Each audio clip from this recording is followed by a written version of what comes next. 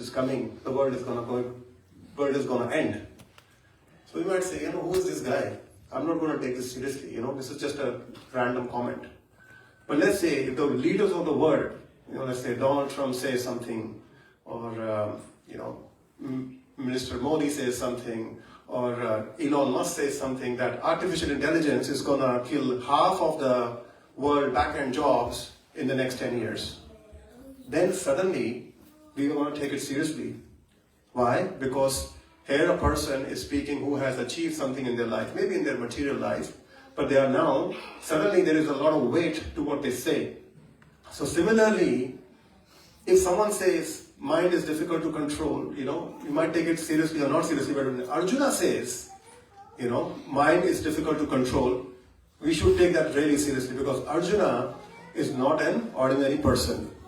So first, let's establish what is the qualification of Arjuna.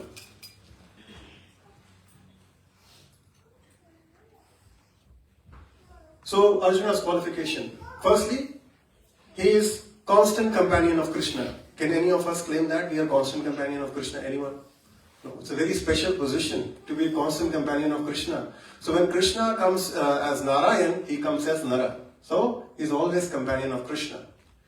Then he is an unbeatable warrior. He pretty much defeated every single warrior in his time throughout the world. And not only just on earth, he actually defeated demigods as well. So he's an unbeatable warrior. He's a master of senses. So this is the person who's saying who's master of senses. Arjuna was known as Guda Kesha. He could control his sleep. He could choose not to sleep and work throughout the night for days. When he was approached by Urvashi for association, he told her, I treat you as my mother. So this is the amount of sense control Arjuna has. So yes, he's much advanced enough. He's master of senses. And then, he's a pre-Kali Yuga soul. So he's not affected by all the degradations of Kali Yuga that we all are being affected by. We are reading a lot about Kali Yuga and Srimad Bhagavatam sessions every day morning. So if you are hearing that, you can understand that very much. And if not, please do make an opportunity to hear Srimad Bhagavatam every morning through our Zoom sessions. So yes, Kali Yuga, it has a lot of degradation, So we got very, very less intelligence. We don't have strength. We don't have longer lives. So Arjuna was a Dwapar Yuga person. So he was much advanced than us. So what we are understanding is, this Arjuna person is not an ordinary person. He is a very, very special person. So now, he is saying, mind is very difficult to control. That means, yes, mind is very difficult to control.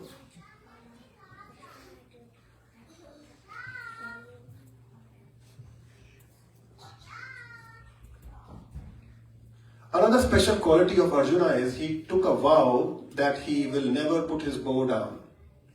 But here we are seeing on this right image that his bow is down, and he is on his knees. He is begging Krishna, Krishna, how difficult it is to control the mind. So imagine the situation, the greatest warrior, and he's pretty much the main hero of the whole Mahabharata war. And he is just sitting down and begging Krishna. So, that states that mind can be so difficult to control that even a warrior like Arjuna is struggling. So similarly, all of us also struggle with our mind, especially when we are doing any spiritual activity. Chanting, reading, hearing, very difficult to control the mind.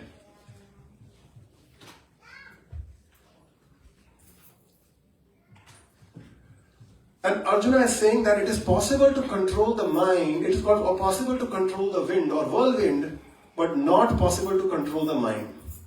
So let us just think what kind of problems the wind can cause. So there are so many kinds of disasters the wind causes. It can be cyclones, we have all seen so many cyclones around, hurricanes.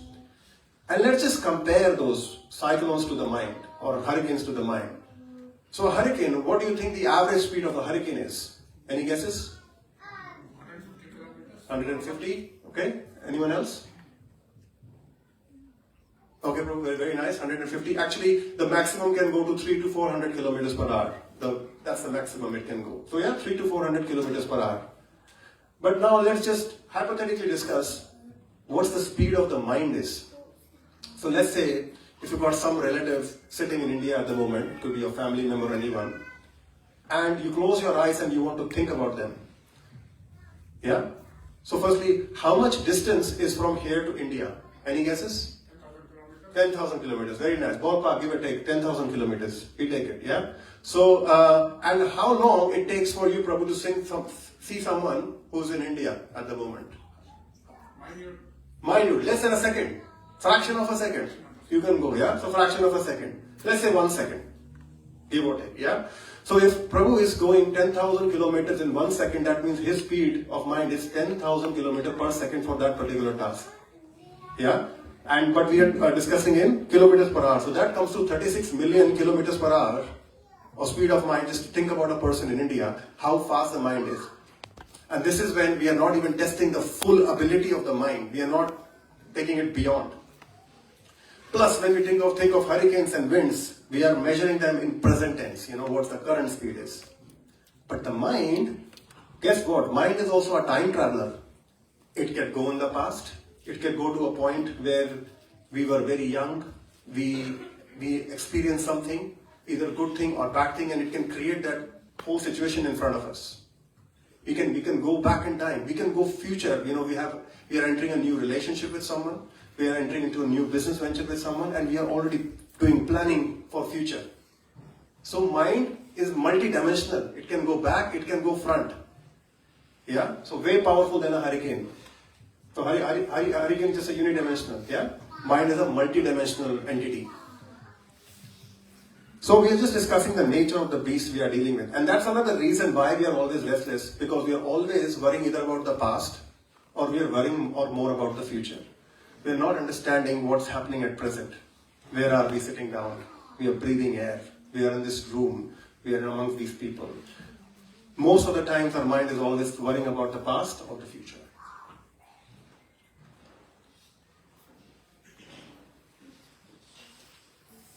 And these natural disasters, so whenever these natural disasters are announced, what does the government do at max?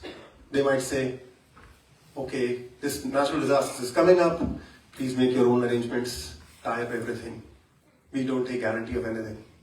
And that's what, like we had the recent cyclone fear, and everyone was tying things up. I know I tied my bins to my door or something like that. Of course, fortunately, it didn't hit us, which is very good. But again, no one takes responsibility.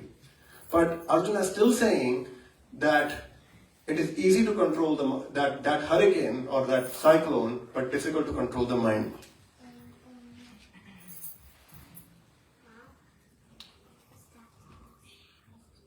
So, let's first to understand why the mind is so powerful. First, let's understand this architecture of our gross body and subtle body.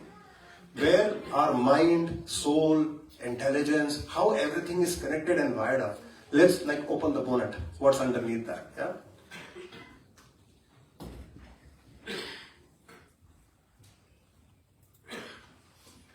So we can see this is the architecture of body and soul, or gross body and subtle body as well.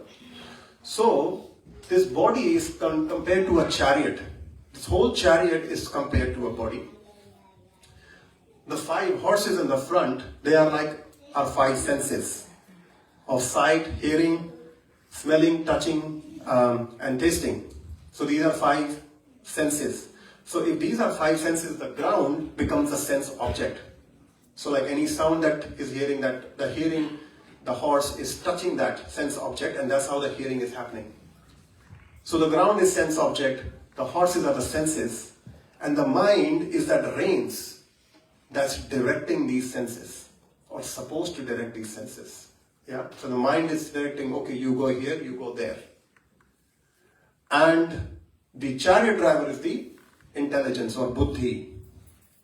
So the chariot driver is driving, the intelligence is supposed to drive the reins of mind, and the mind is supposed to direct the senses. And the soul, which is us, the Jiva Atma, is the passenger, sitting at the back. And there is also one more person here, which is Krishna. He's a witness to all this, what's happening. He's always inside us, watching all this arrangement going on. So we understand the whole architecture, senses, mind, intelligence, the soul, and everything is controlled in this one body. Yeah? So first understand about intelligence, because intelligence is considered to be higher than mind. It's supposed to be in a higher position than mind. So the intelligence has predominantly three functions. So one is discrimination, determination, and then decision. So 3 Ds.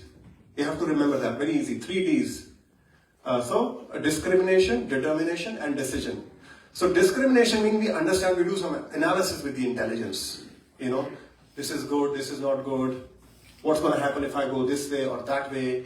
So this is, and it uses that using all the data, previous experience the intelligence has. It uses that, yeah, to make that discrimination. And once it makes a discrimination, it goes to the determination stage. Okay, now I know some information. I can act using this information. Yeah, so it gets confidence. Because of discrimination, it has a determination to do something, the intelligence.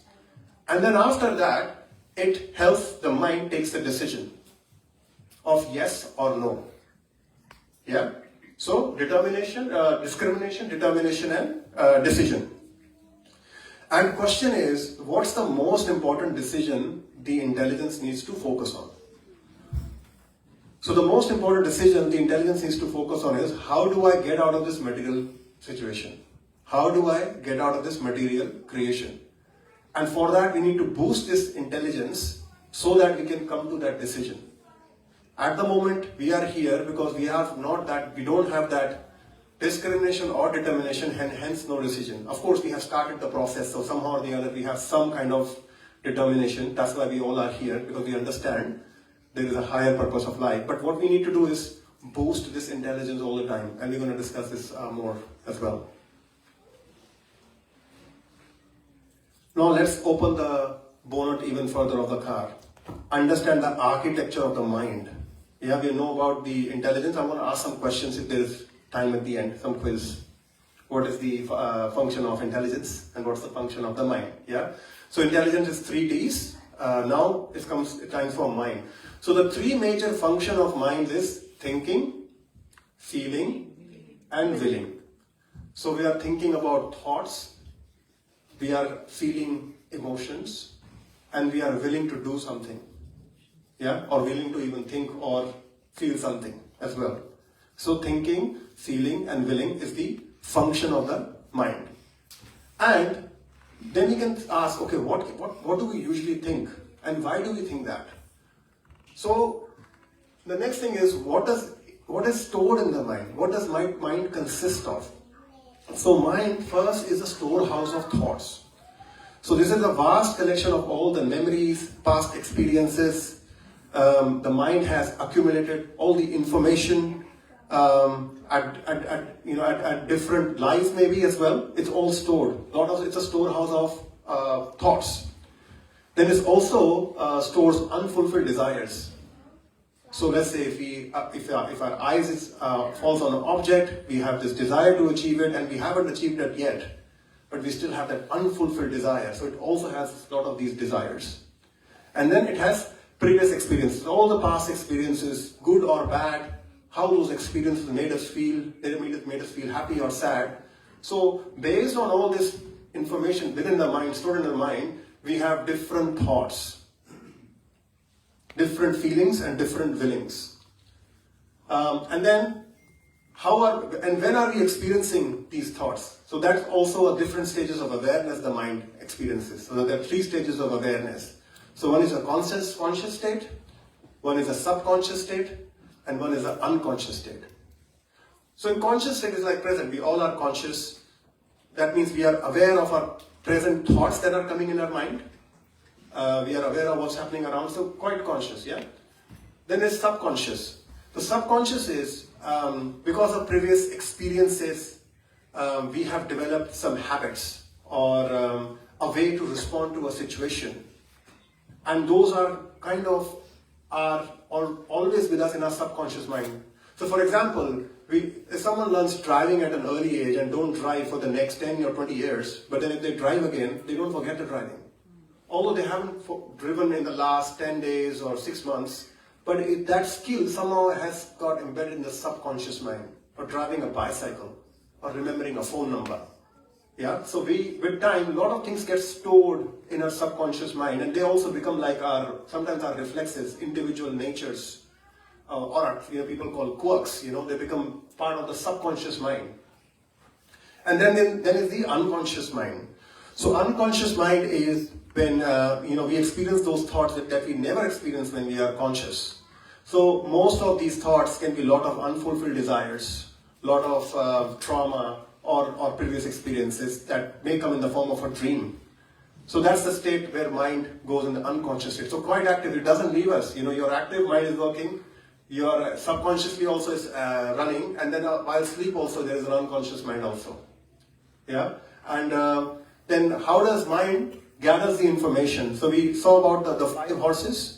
So they were the 5 senses. What are the 5 senses? Sight, hearing, smelling, touch, and tasting. Yes, those are the 5 senses.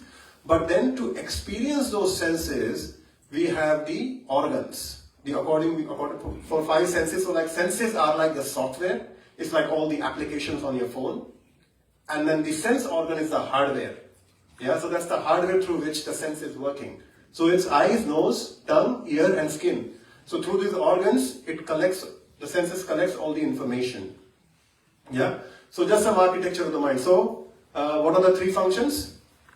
Thinking, feeling, and willing. And what do we think, feel? We think thoughts, we feel emotions, and then we are willing to do actions. Yeah. And then we discuss how many, like it's a storehouse of thought, it's a lot of desires and previous experiences. Yeah.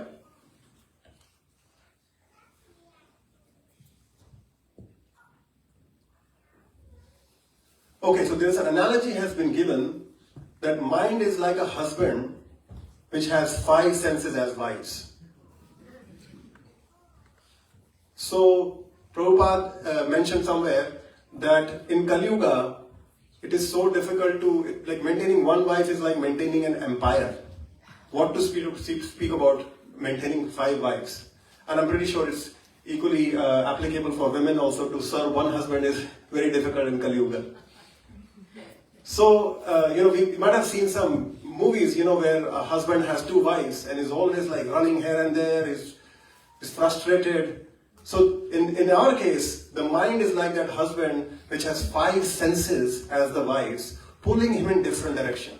Because all of them want to get satisfied, but the mind is only one. Sometimes it's going to one wife, sometimes it's going to the other wife. And so there is tongue, which wants the taste, the thunder, There is nose, which wants to smell nice fragrances.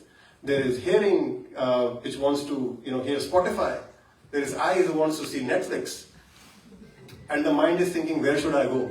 Where should I go? So mind is just like revving. You sometimes see the laptop when it heats up, it like revs up. There is a heat coming out of the laptops, like, because it's just done so much, While sitting there, it's done so much. So it needs to release the heat. So that's happening with our mind. It's going everywhere because the 5 senses are pulling us in different directions.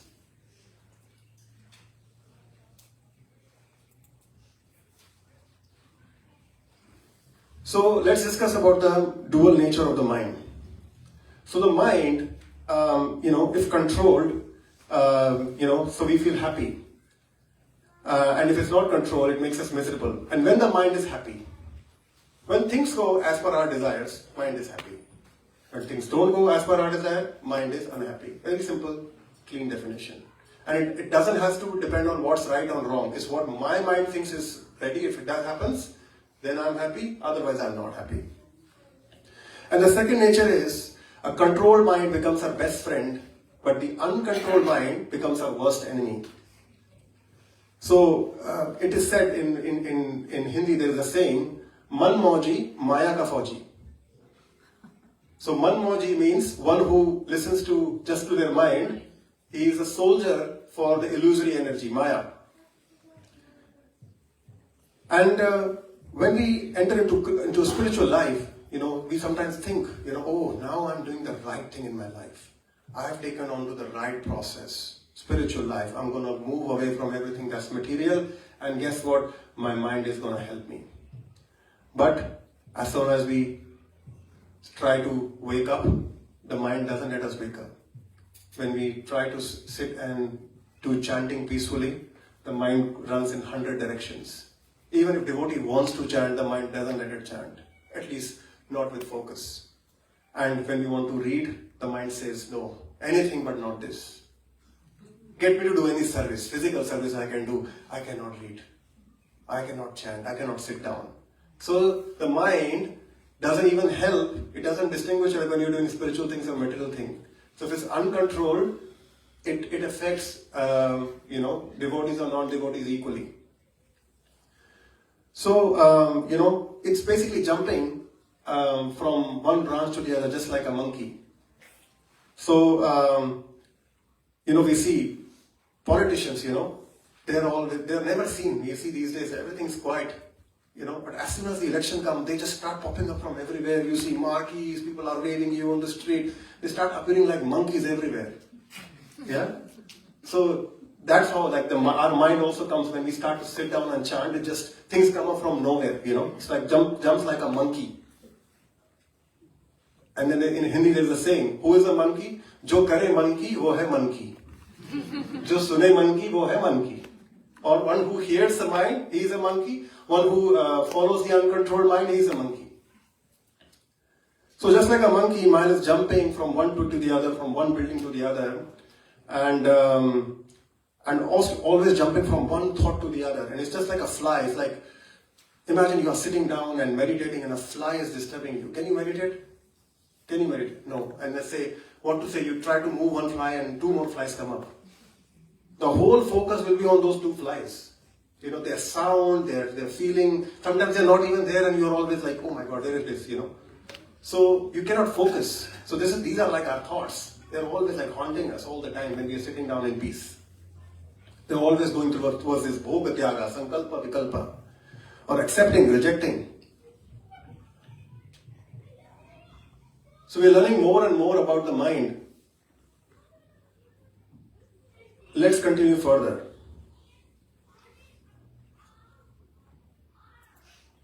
So one of I was hearing a class by His Holiness Radhanath Swami, and he was comparing that mind is like an ocean. On the surface, it looks very clean, very calm. But deep inside, it has material desire like sharks running, which you cannot see from the surface, but they are present there. And it is impossible to clean the mind. And actually, if you see at the bottom of the ocean, there is so much dirt. There is so much, people are throwing so much garbage these days in the oceans. The bottom of the ocean is really, really dirty. And what happens because of that dirt, eventually fermentation happens. And when fermentation happens, bubbles come out. And then we see bubbles on the surface. So sometimes we see bubbles, sometimes we don't see bubbles. So we don't see bubbles, we say, oh, what a clean water. But actually bubbles are there. It's just that it's not dirty enough yet. But if it's too dirty, the bubbles will start popping up. So if our mind is like an ocean, these bubbles are like Kam, Krodh, Lobh, Moh, Mad, Matsarya. These bubbles of dirt are coming to the surface of the ocean. Sometimes they are visible, sometimes they are not. So sometimes we see, oh, this person looks like a sadhu, no problem. It's like ocean is very clean from the top. But inside is experience of all these bubbles because the filth is inside, deep down inside. Yeah? So, then Maharaj was saying, actually, it is possible to clean the ocean, but impossible to clean the mind. So for example, if a sparrow is trying to empty the ocean, take the water from the ocean and put it in the desert, and it takes 30 to 40 trips, how much water will the sparrow it's taking in its beak, how much water can it remove? In 30, 40 trips, maybe maximum 1 tablespoon of water. But then, it is said, it is still a possibility to empty that ocean or clean that ocean, but it's not possible to clean the mind. It's so vast, it's got such a huge amount of thoughts, desires, anarthas, everything is inside there.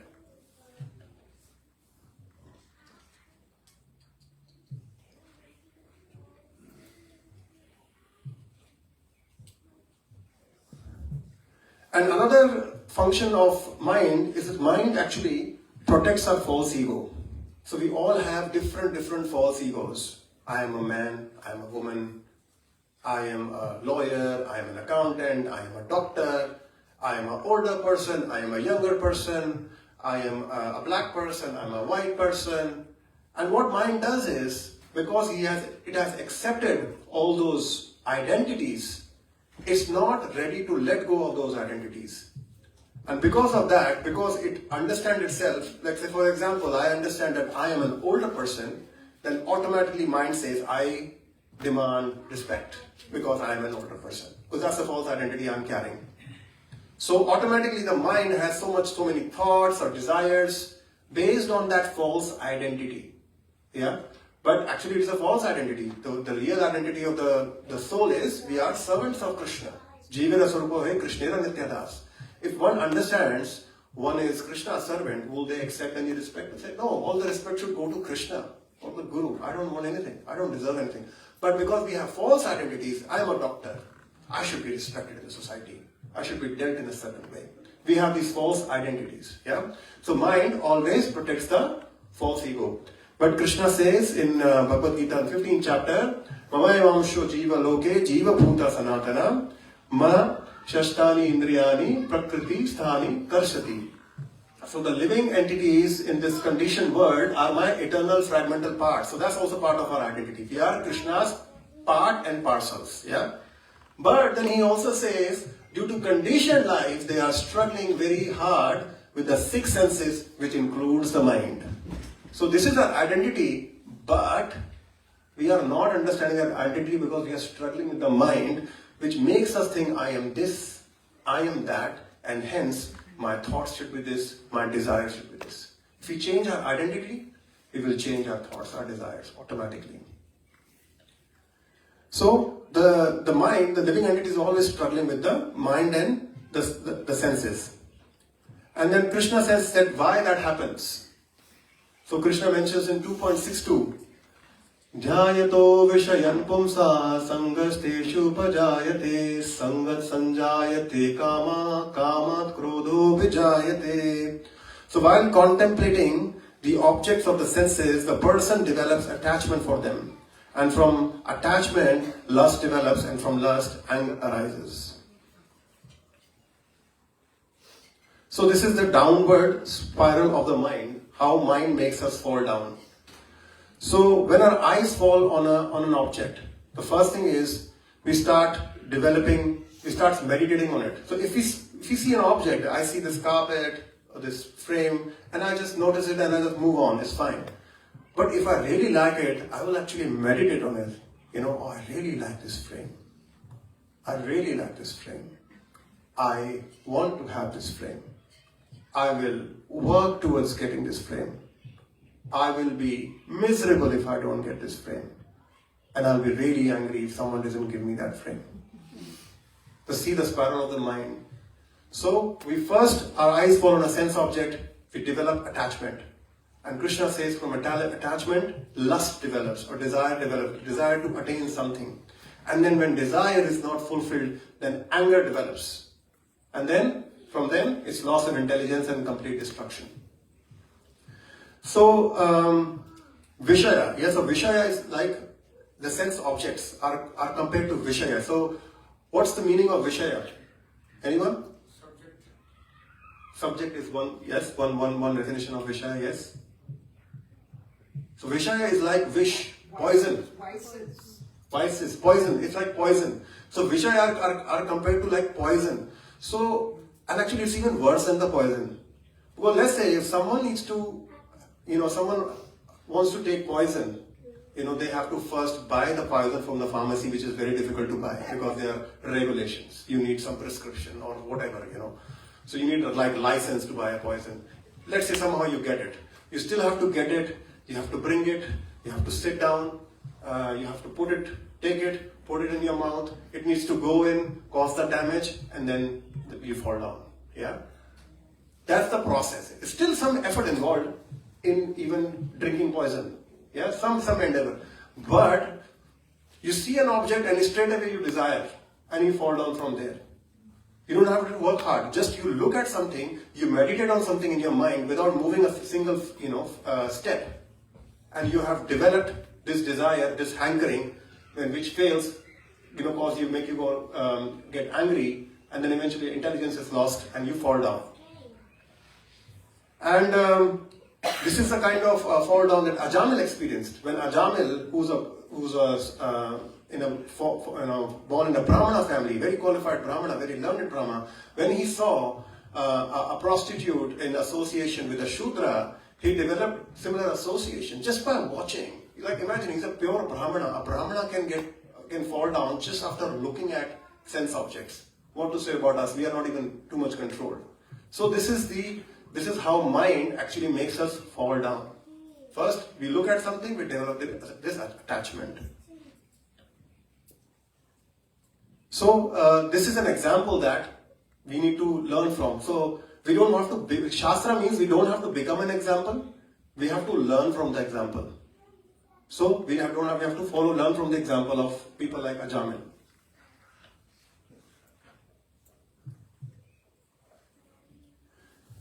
So we discussed today's words, Chanchala hi mana, Chanchala hi mana. So man is very chanchal, very flickering.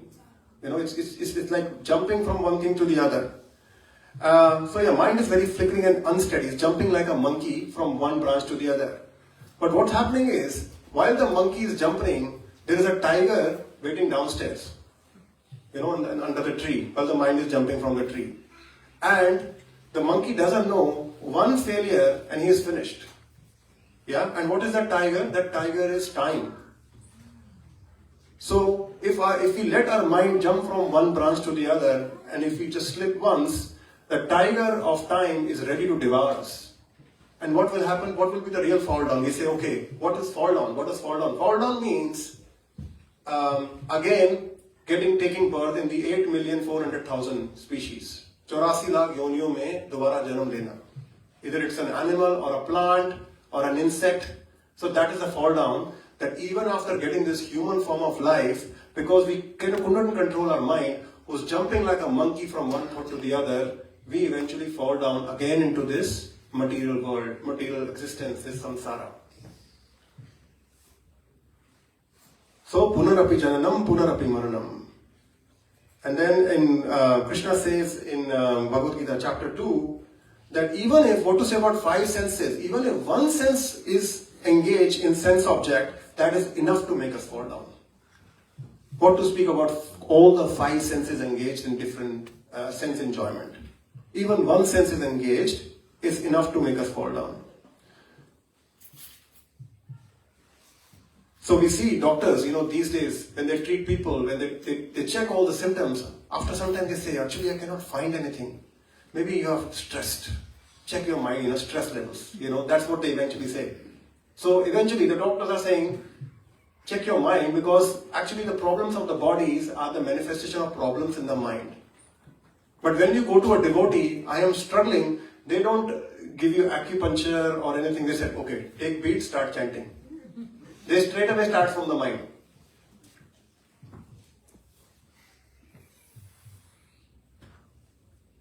So that's what our body is. What the name of the body is? B-O-D-Y. B means birth, O means old age, D means disease, and Y is Yamaraj, Yamadutas, or death. So that's the name we have given body. So we need to use our mind to get out of this situation, this material existence, because this body will never leave us otherwise. So what is the problem here? The problem is the forgetfulness of the purpose of life. So forgetfulness is this greatest disease that we all have. And what happens is, when we are forgetful about the purpose of life, it leads to ignorance. And when we are in ignorance mode, it leads to sinful activities, and sinful activities lead to fall down. And what is fall down?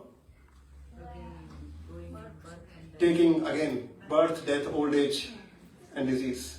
Yeah? So we discussed about the problems of the mind. Very, very gloomy, isn't it? Like, I become sad just after saying this. How much mind is troubling us. It's like no hope. Very hopeless situation. Yeah? But Krishna is not like this. Krishna is better. Krishna helps us identify the problem, but he also gives a solution as well. Yeah? So we have now discussed the problems and now discussed that mind cannot be peaceful because of so many pieces in our mind that we discussed, like so many things happening, thoughts, the anarthas. So, but now Krishna is telling us how to solve the situation as well. So in Bhagavad Gita 9.34, Krishna says, very popular verse in Bhagavad Gita, Manmana bhava madbhakta madhyaji mam namaskuru Mame Vaishashi Yukvaivam Atmanam Matparayana. So Krishna is giving very clear instructions.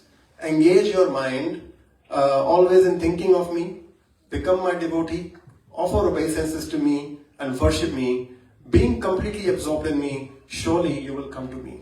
So surely you will come to me means you will escape this whole samsara, this 8,400,000 species, the chakra. You'll leave it and you'll go back to Krishna. So Krishna is giving a very clear solution. So it is saying, Krishna is saying, always think of me. You know, there is a funny saying in Hindi again. Krishna says, तुम मेरे नाम में तो मैं तुम्हारे काम में, तुम अपने काम में तो मैं अपने धाम में. So Krishna is saying, if you are busy, if you are engaged in chanting, I'll make sure I'll sort your life out. But if you are busy, you have your own things, that's okay. I'm waiting for you whenever you want to tell.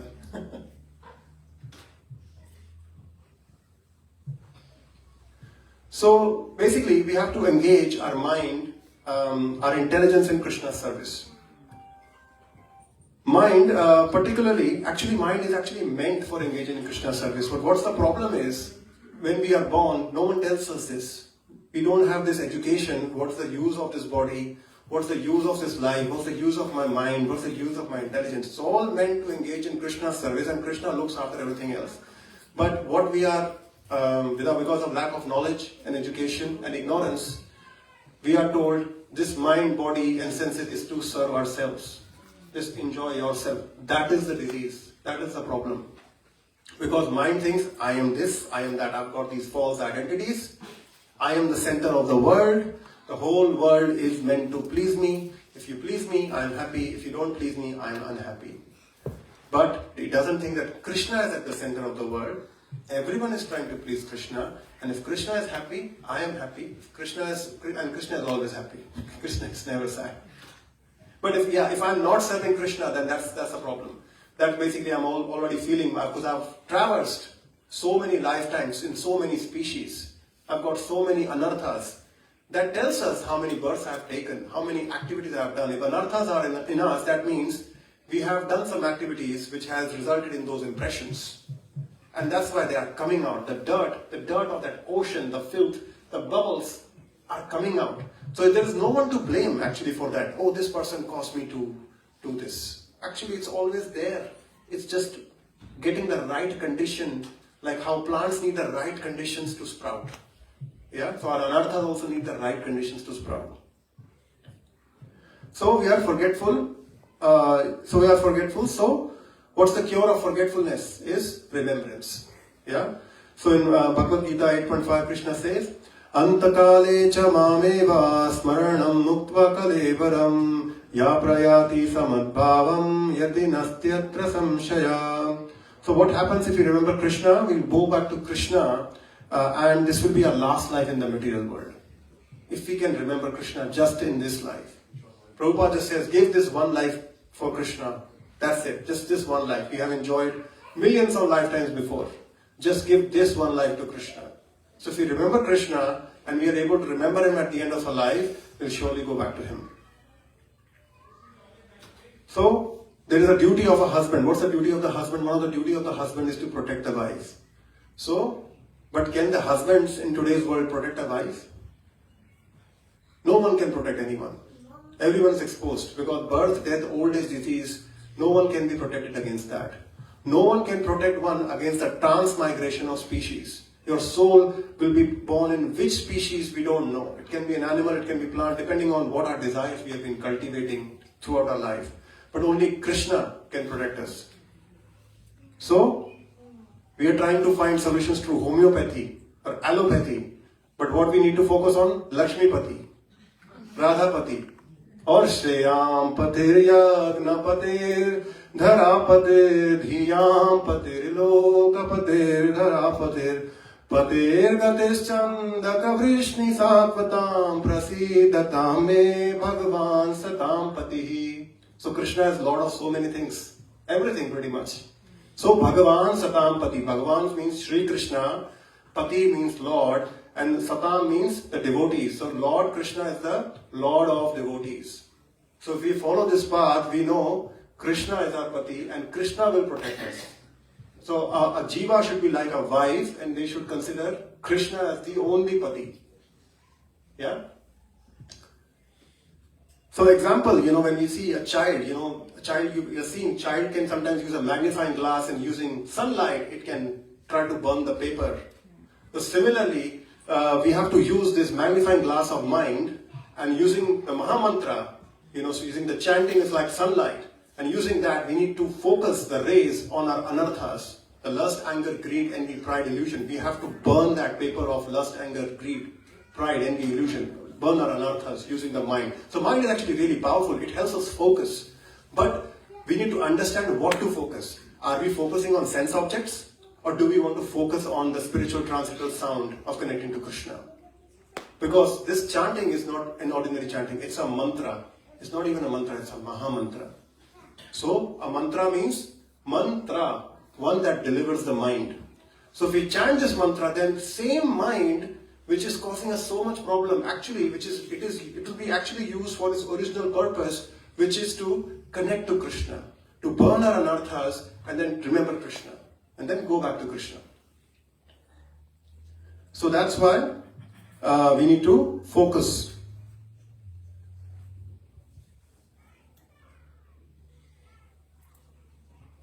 So another analogy is given. Our body is like a boat, and this boat is meant to cross over the material ocean. This human body is like a boat because no animals actually can do a Krishna consciousness and go back to God. It's very difficult, very rare, unless someone is really fortunate and given mercy by a pure Vaishnava. Just like Mahaprabhu delivered a dog. But mostly you have to come into this human form of life to get delivered. So this body is like this boat which is just taking you, crossing from material ocean to the spiritual world. It's like a boat. And what we are doing is, this mind is like an anchor. And what's happening is, we have put this anchor on the ground, like sense objects like ground. So it's like, you leave in the night on the boat, and you're trying to, move forward, and in the morning you realize you have not moved anywhere. Why? Because the mind like anchor is still stuck on the ground, the sense objects of ground. So we need to remove our mind from these sense objects, which are meant for sense gratification, and that will leave our body and go towards this original destination, which is the spiritual kingdom, the spiritual world. And another thing that Krishna says in Bhagavad Gita, like whenever we come across sense objects, what we have to do, we have to protect ourselves. How? So just like how tortoise, when a tortoise is in danger, it draws its limbs back. Similarly, we are in material world. We will come across situations when there will be sense objects. There will be things that will be enticing our tongue. There will be things enticing our eyes. There will be things enticing our nose, our ears, all our senses. And at that time, just like how a tortoise withdraws its limbs, we have to withdraw our senses and focus on Krishna in the mind and say, Krishna, please protect me. I'm in a very difficult situation. So you might see in South India, there are some temples where there is a tortoise in the courtyard with the limbs withdrawn. Basically, this is how a devotee behaves in material world. It withdraws its limbs and doesn't focus on sense objects. But then there is another tortoise in the altar with the limbs out. Means basically, you have to use limbs in Krishna's service.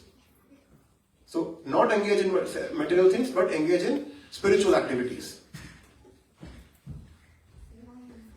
So some practical solutions we're going to discuss is, so there are 4 things what we can also use to tame our restless mind. So first is practice or abhyasa. So because mind is like water, so the nature of the water is always flows down. So if you don't leave water, and if it's a slope, it will always go towards the lower potential.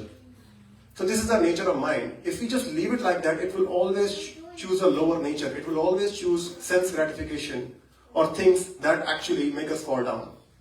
So to protect us against that, to move the water up, you actually need to put a pump. So the pump can push the water upwards. Yeah. So similarly, we have to put this pump of our intelligence so that our mind can engage our senses in higher activities, like chanting, like hearing, association of devotees. Yeah, using our intelligence to understand Krishna conscious philosophy. So for that, we need to use our intelligence to make the mind better decisions. So we have to do this practice or abhyasa, and the best practice we can do is chanting. The second solution is vairagya or renunciation. So we discussed that, like for example, when in circus, someone's training a tiger, to be part of the circus. They don't go on the tiger's cage the first day and say, oh, you have to now jump here, If a person does like that, they will be devoured by the tiger. But what they do is, first they starve the tiger. And first day the tiger is moving, second day is struggling, third day is more struggling. And by 6th, 7th or 8th day, it's like nearly unconscious. It's like about to pass away, this tiger. And then this trainer comes with a piece of food and a hunter, and he whacks the tiger. And what does the tiger do? Does he attack that hunter? No. The tiger says, no, you are my master. You're gonna give me food. I'm gonna follow everything. So this is the way to tame a tiger. So our senses are like tiger. So if you give them what they ask for straight away, they will attack you.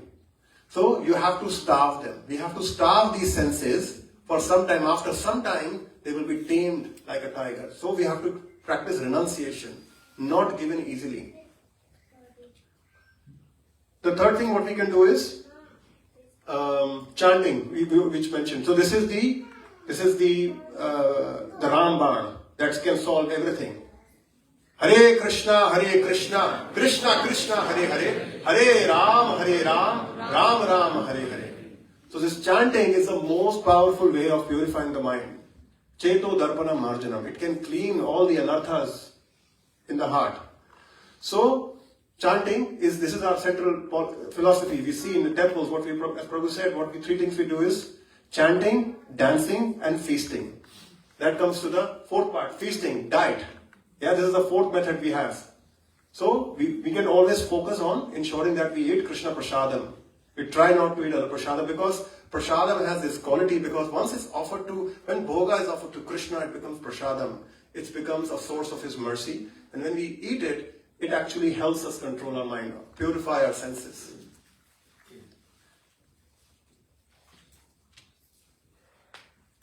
So, and there are some other tips also.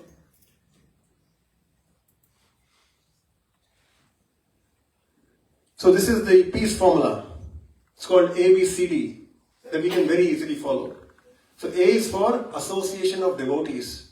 We should always seek association of devotees that have sense control, that who lead by example.